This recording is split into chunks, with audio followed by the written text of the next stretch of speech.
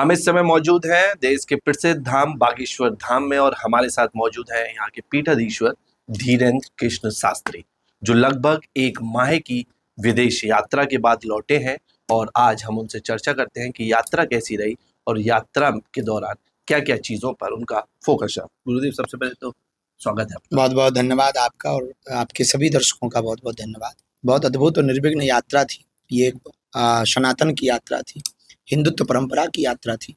Australia, Fiji, New Zealand, इन 3 देशों में यात्रा हुई और पूरे बुंदेलखंड और भारत के लिए गौरव की बात और सनातन को गौरव की बात ये है, सनातनियों को, कि फिजी में आने वाले समय में एक मठ की स्थापना की जा रही। वहाँ की सरकार ने भी, वहाँ के दोनों डिप्टी प्राइम मिनिस्टर पहुँचे, उन्होंने बहुत हृदय से स्वागत किया। वहाँ के लाखों लोग आए और न्यूजीलैंड के भी कार्यवाहक प्रधानमंत्री जी ने बहुत हृदय से स्वागत किया। वहाँ भी हजारों भारतीय मूल के परंपरा के लोग मिले।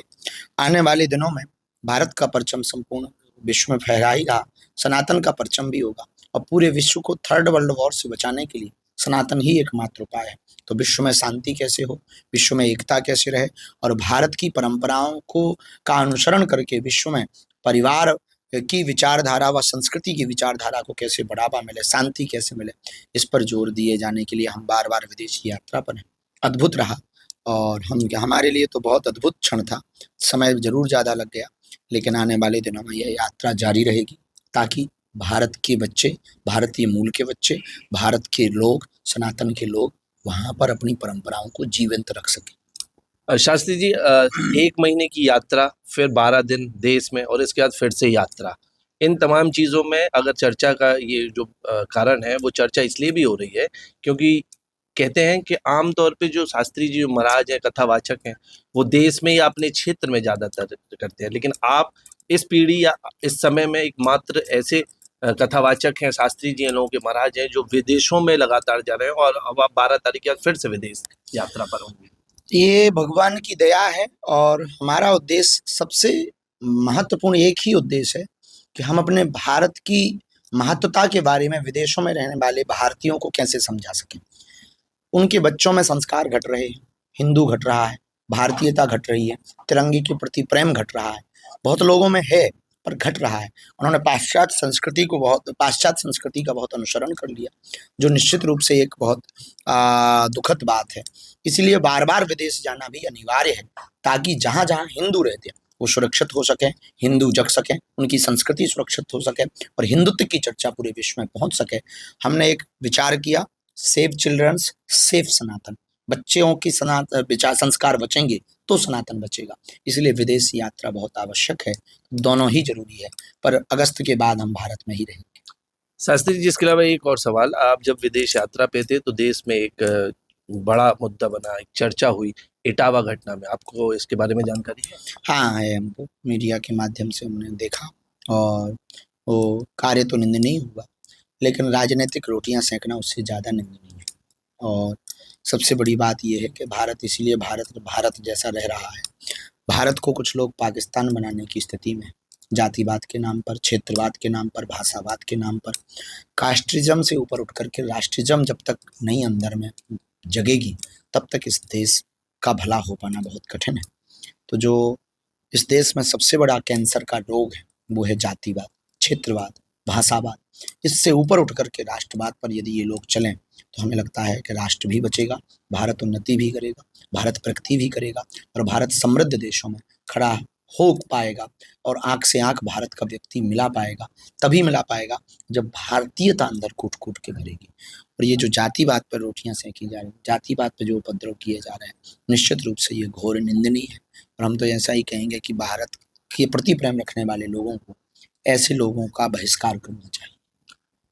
शास्त्री जी, अगर देखा जाए तो एक बड़ी यात्रा, लगभग 125 किलोमीटर की यात्रा आपने धाम से ओरछा राम राजा सरकार तक की।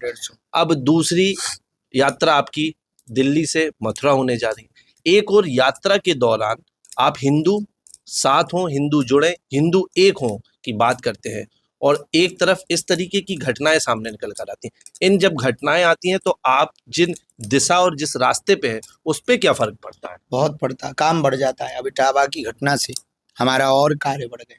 हमारा उद्देश्य जाति की दीवारें तोड़ करके हिंदू हिंदू रहे।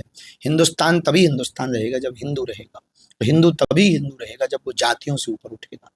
तो अब निश्चित रूप से काम तो बड़ा ही है, संघर्ष तो है ही है, गालियां भी मिलेगी, तालियां भी मिलेगी, अपमान भी होगा, सम्मान भी होगा, तरह तरह की बातें भी होगी, लोग पोस्टर डाल डाल करके गाली, इनका कोई हमें फर्क नहीं पड़ना है, परंतु कार्य तो बढ़ा है। ये घटनाएं निश्चित रूप से चीजों को और कठिन कर रही हैं, देश को और गर्त की ओर ले जा रहे हैं ये घटनाएं, जो इटावा की घटना हुई है। इसीलिए हम पूरे देश के हिंदुओं से प्रार्थना लगातार कर रहे हैं कि मंदिरों में चप्पल छोड़कर बाहर अंदर आइए, ये तो वोट टांगते हैं, जातिवाद छोड़ करके मंदिरों में अंदर आइए, ये भी बात हो तो बड़ा अद्भुत रहेगा। सनातनीय संस्कृति को मानने वाले लोग, महाकुंभ एकता का प्रतीक है, सभी जाति के लोगों ने एक ही जगह डुबकी लगाई। हम भी चाहते हैं ये हर जगह हो गए, जातिगत अभिमान व्यक्ति छोड़ करके जातियों से ऊपर उठ करके सनातनीय परंपरा के प्रति सजग हो गए, हिंदुत्व के प्रति सजग हो गए, तो भारत बच पाएगा। और हिंदू नहीं बचेगा तो हिंदुस्तान नहीं बचेगा। और हिंदू तब तक नहीं बच सकता जब तक ये राजनीतिक रोटियां सेकनी बंद नहीं होगी जातियों के। अब तो आप देश के अलावा साथ में विदेश में भी कथा करने जा रहे हैं, हिंदुओं से मिलने जा रहे हैं, एक करने जा रहे हैं, और आने वाली 4 तारीख को आपका जन्मदिन है, उस पर क्या विशेष रहेगा? इस बार जन्म दिवस पर तो और कुछ नहीं, हर वर्ष की तरह साधारणतया सबकी इच्छा जैसी है उसी साधारण रूप में, पर हमने अपने सब प्रियजनों को अपील की है कि आप हमको गिफ्ट ना लाओ, गिफ्ट की आवश्यकता नहीं है, आपका भाव जगे तो हॉस्पिटल जो बन रहा है वो बुंदेलखंड के लिए बहुत अच्छा रहेगा। तो बुंदेलखंड के हॉस्पिटल में जो बागेश्वर धाम कैंसर है उसमें एक ईंट लेता हो, उससे हमारा काम चलेगा और वो कार्य समाज सेवा का कार्य होगा, उससे निश्चित रूप से लोगों का भी भला होगा और जो सहयोग करेंगे हमको उसमें बहुत प्रसन्नता होगी। तो ये थे बागेश्वर धाम के पीठाधीश्वर धीरेन्द्र कृष्ण शास्त्री, जिनका कहना है कि देश आगे तभी बढ़ेगा जब जातिवाद की बात ना हो, राजनीतिक रोटियां ना सेकी जाएं, और आने वाली 4 तारीख को जन्मदिन के उपलक्ष्य में जो कैंसर हॉस्पिटल बनने जा रहा है, बड़ा कैंसर हॉस्पिटल, उस दिन शास्त्री जी का कहना है कि हमको गिफ्ट ना दी जाए, एक एक ईंट उस अस्पताल के नाम दी जाए। कैमरामैन विकास शुक्ला के साथ ग्रामगढ़ा से न्यूज़ 24 के लिए रणधीर सिंह परमार। नमस्कार, मैं हूं मानक गुप्ता। अगर आपको हमारा ये वीडियो पसंद आया हो तो इसे लाइक और शेयर जरूर करें, और हाँ, हमें सब्सक्राइब और फॉलो करना ना भूलें ताकि आप देश और दुनिया की कोई खबर मिस ना करें। तो जुड़े रहिए हमारे साथ और देखते रहिए न्यूज़ 24।